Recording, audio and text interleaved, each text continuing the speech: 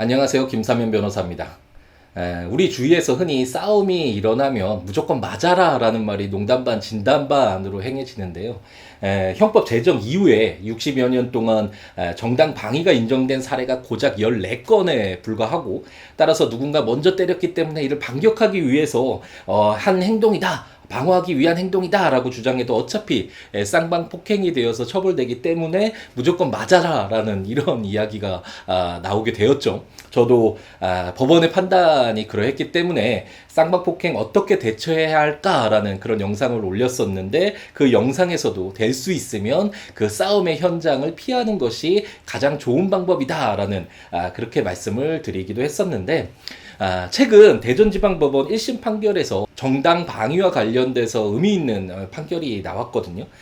어찌 보면 보수적일 수밖에 없는 이런 법원에서 사회적으로 필요한 부분에 대해서 용기 있는 이러한 판결이 선고가 되었는데, 판사님이 해당 사건에서 싸움 나면 무조건 맞아라 라는 말이 마치 상식처럼 통용되고 있는 것이 부인할 수 없는 실정이고, 지극히 후진적이고 참담한 법률 문화의 한 단면이 노출된 것이다 라고 판시를 했습니다. 개인적으로 반성하는 계기가 되었는데요. 상대방의 폭행에 대해서 이를 방어하기 위한 행동을 하는 것은 어찌 보면 당연한 것이잖아요. 따라서 방어 과정에서 약간의 상처를 입혔다고 하더라도 그러한 행위에 대해서 진단서를 발급해서 경찰이나 검찰의 증거로 상해죄로 이렇게 맞고소를 하는 그런 어떤 행태가 잘못되었다라고 생각을 개인적으로 하면서도 기존의 간행을 따라가기만 했던 그런 모습을 반성을 하면서, 앞으로는 보다 구체적인 사실관계를 면밀히 검토를 해서 억울한 피해자가 쌍방폭행으로 인해 처벌되는 경우가 없도록 그렇게 도움을 주는 변호사가 되도록 노력해야겠다라는 다짐을 해보게 됩니다.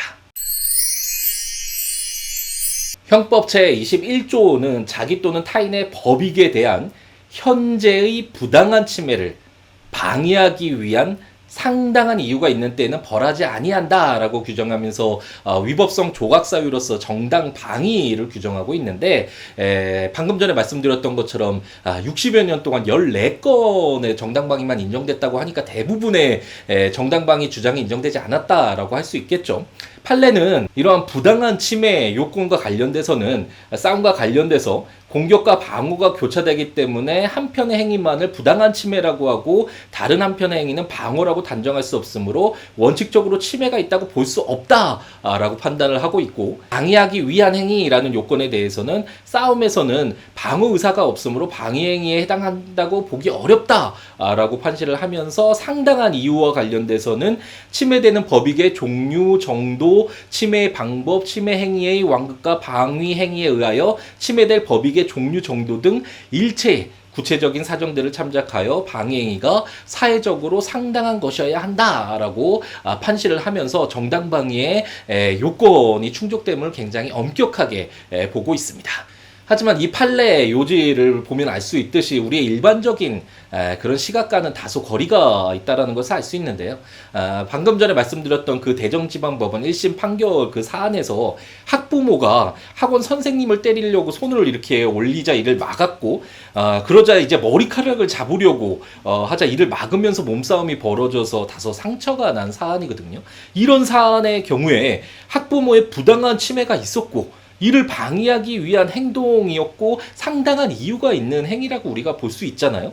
그런 점에서 기존의 판례들이 무조건 싸움이 있으면 이러한 요건 충족이 어렵다, 그래서 정당방위가 인정되지 않는다라고 보았던 것은 너무나 정당방위 위법성 조각사유를 엄격하게 본 것이 아닌가라는 생각이 듭니다. 대전지방 1심 그 판결에서 논문을 인용한 것이 있거든요. 부산대학교 법학연구소 김병수 교수님이 쓰신 정당방위의 확대와 대처 방안이라는 이런 논문인데, 이 논문에서 상황이 이렇다 보니 일반 국민들 사이에는 싸움 나면 무조건 맞아라 라는 말이 상식처럼 되어버렸다.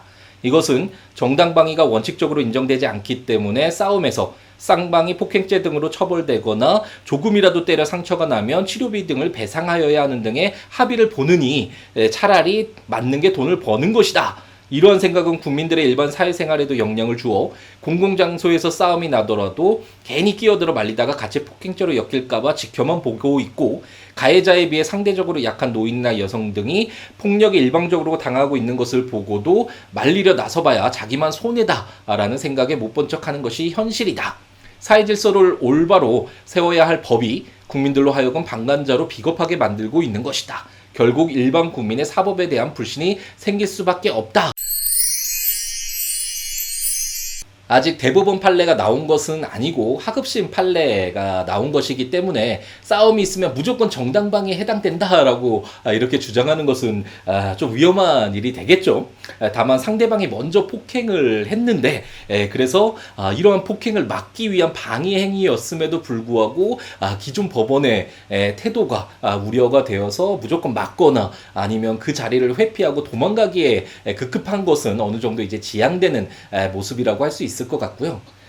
경찰청에서 경찰 수사 단계에서의 정당방위 8가지 기준을 두고 있는데 한번 참고를 해볼 수 있거든요. 그 기준을 한번 보면, 첫째, 침해 행위에 대한 방어하기 위한 행위일 것, 두 번째로 침해 행위를 도발하지 않았을 것, 세 번째로 먼저 폭력 행위를 하지 않았을 것, 네 번째로 침해 행위가 종료된 후에는 폭력 행위를 하지 않았을 것, 다섯 번째로 폭력행위의 정도가 침해행위의 수준보다 중하지 않을 것, 여섯 번째로 흉기나 위험한 물건을 사용하지 않았을 것, 일곱 번째로 상대방의 피해 정도가 본인보다 중하지 않을 것, 마지막으로 치료에 3주 이상을 요하는 상해를 입히지 않았을 것이라는 요건을 두고 있는데, 이러한 기준들을 잘 숙지를 해서, 물론 싸움이 발생했는데 경찰의 8가지 기준이 무엇지 이렇게 떠올릴 수는 없겠지만, 이런 내용들을 잘 이제 숙지를 해서 어떤 싸움이 발생하는 경우에 억울한 일이 없도록 대처를 해야 되겠고, 만약 이러한 싸움이 문제가 되어서 수사가 진행이 된다면